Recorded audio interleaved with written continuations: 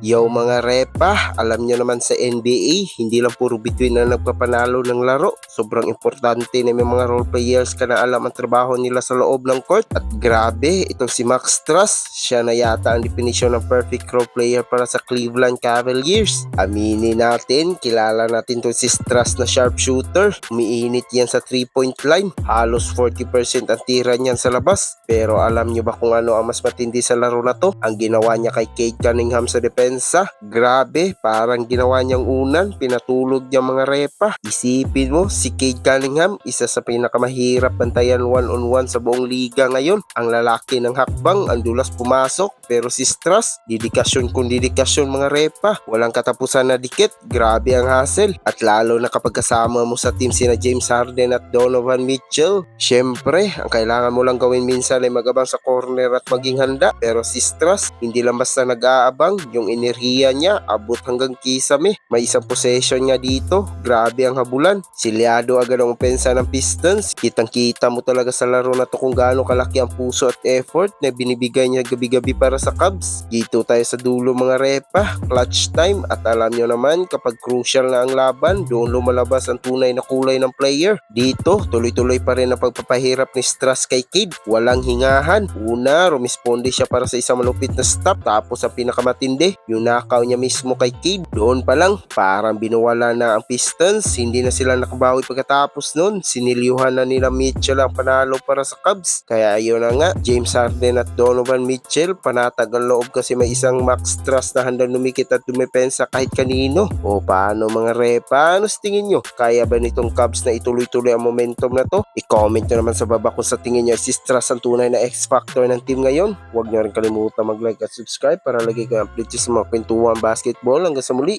peace out!